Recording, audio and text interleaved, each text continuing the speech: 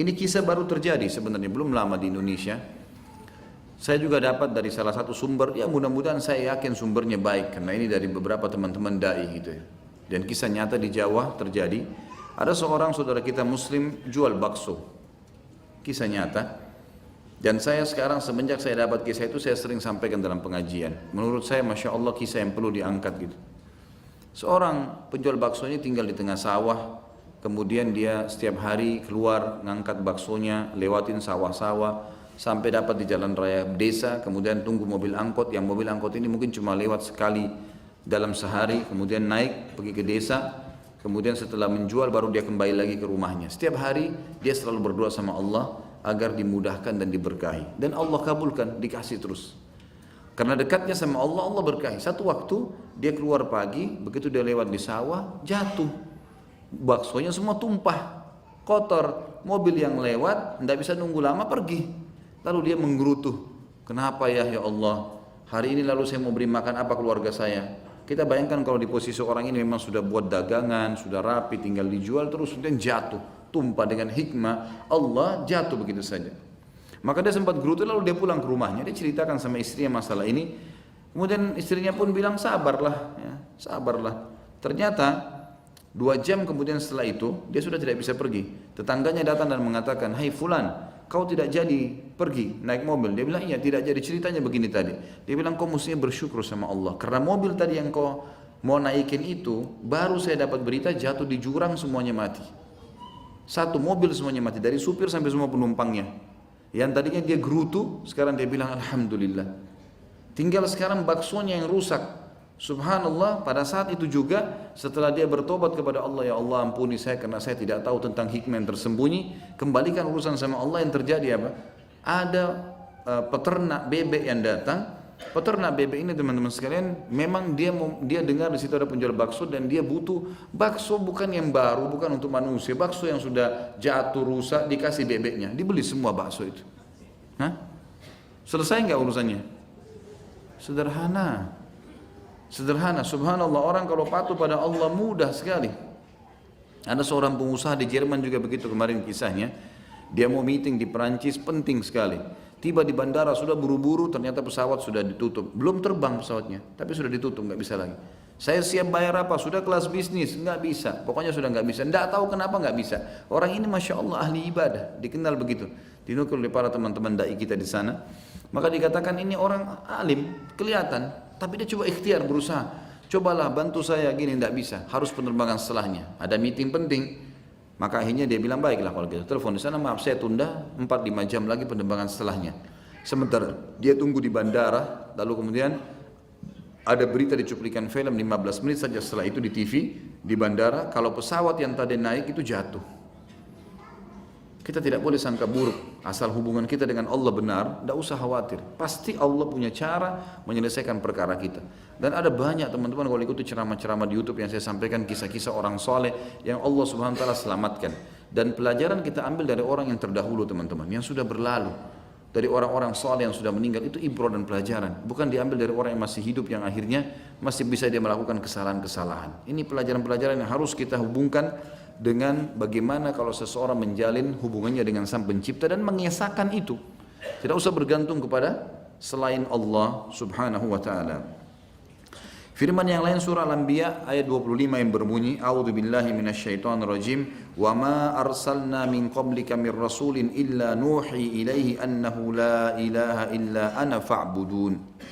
Dan kami tidak mengutus seorang rasul pun sebelum kau hai Muhammad. Semua utusanku kata Allah, termasuk kamu hai Muhammad, melainkan kami wahyukan kepada masing-masing di antara mereka bahwasanya sampaikan, tekankan kepada semua manusia itu tidak ada Tuhan yang berhak disembah, yang berhak untuk dicintai, ditakuti, dihormati, ditunduki melainkan aku.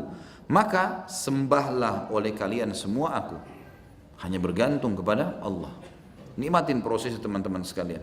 Mohon kepada Allah dengan tulus, dengan ikhlas. Allah akan kasih. Karena Allah menjanjikan itu. Apapun, wa atakum min kulli ma sa'altumuh. Semua yang kalian minta sudah diberikan. Dan tadi saya sudah kasih contoh. Berapa kali lapar kita hilang, berapa kali haus kita hilang. Padahal kita cuma bilang loh, ya lapar. Hilang tuh laparnya, kalau tidak antum tidak bisa hadir di majelis ini. Sudah mati orang kalau tidak makan. Tiap hari dipenuhi kebutuhan kita. Sebagian kecil saja yang belum dikasih. Kemudian juga firman Allah surah Az-Zumar ayat 64. A'udzu billahi minasyaitonir rajim. Qul afa ghairallahi ta'muruni a'budu ayyuhal jahilun. Katakanlah kepada orang-orang yang masih mengatakan, coba minta pada fulan, coba minta tolong sama fulan, cobalah kamu mengabdi sama fulan. Katakan kepada mereka, apakah kali kamu menyuruh aku menyembah selain Allah, hai orang-orang yang tidak punya pengetahuan? Salah teman-teman sekalian. Kalau kita mengetuk pintu-pintu manusia, maka Allah akan membiarkan kita dengan keterhinaan tersebut. Kalau kita mengetuk pintunya Allah, Allah akan menggerakkan makhluknya untuk datang. Ingat. Jadi harusnya kita menggantungkan nasib kita kepada Allah subhanahu wa ta'ala. Firman Allah yang kita sudah hafal semua surah Al-Fatihah ayat 5, Iyyaka na'budu wa iyyaka nasta'in. Hanya kepadamu selalu kita ulangi. Berapa kali kita ulangi Al-Fatihah dalam sholat wajib dan sholat sunnah? Puluhan kali. Setiap harinya. Hanya kepadamu kami menyembah. Menyembah tadi saya bilang, tunduk, patuh, cinta, dan hormat. Dan hanya kepadamu lah kami meminta pertolongan. Baik, ucapan. Ini ucapkan teman-teman. Banyak kita minta tolong sama Allah kalau penyakit kronis saja supaya disembuhin. Bukan itu. Minta mobil, minta motor, minta rumah, minta apa saja kepada Allah sang pencipta. Minta, ucapkan semuanya. Makin sering kita bergantung pada Allah, makin manja kepada Allah, maka Allah makin cinta sama hamba seperti ini. Bahkan kalau kita tidak meminta kepada Allah, Allah marah. Hadis sahih riwayat Tirmidzi, kata Nabi SAW, man lam yad'u Allah yaghdab alaih. Siapa yang tidak mohon, tidak merengek, tidak manja sama Allah, malah Allah marah padanya. Keluarlah dari hadis ini pepatah bahasa Arab yang mengatakan, janganlah kau minta pada manusia, kalau kau minta padanya maka dia akan marah. Manusia kalau kita minta sekali, dua kali dia akan marah, 10 kali. Ini orang apa nih bolak-balik? Tapi mintalah kepada zat yang kalau kau tidak minta malah dia marah. Allah malah marah.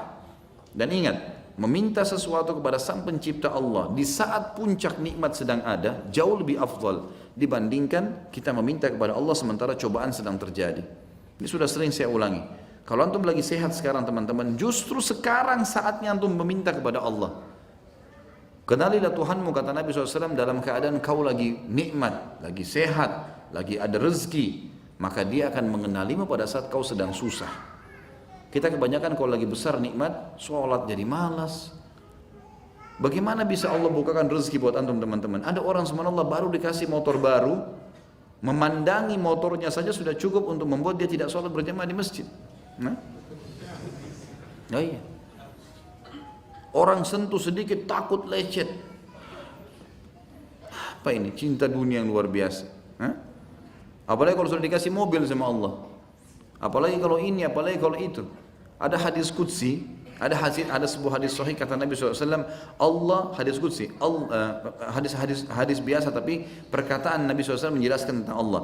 Allah berkata kepada malaikatnya, luaskan rezekinya hambaku si fulan, karena dia kalau saya kasih dia selalu bersyukur. Ada orang yang begitu subhanallah, dikasih motor bersyukur kepada Allah. Ada orang yang mau pinjam, dipinjamin, dia ringan di situ. Allah pasti orang seperti ini dimudahkan. Dikasih mobil dia bertambah bersyukur, tambah digunakan untuk bakti sama orang tuanya, gitu kan? Tambah pergi mengunjungi orang tuanya, tambah melihat orang-orang susah, tambah mengantar tamu-tamu. Allah mudahin. Saya lihat subhanallah jemaah saya yang pergi umroh dengan saya lihat di antara mereka ada yang mampu dan ada yang tidak mampu. Saya lihat cara sederhana dengan kacamata saya pribadi ya.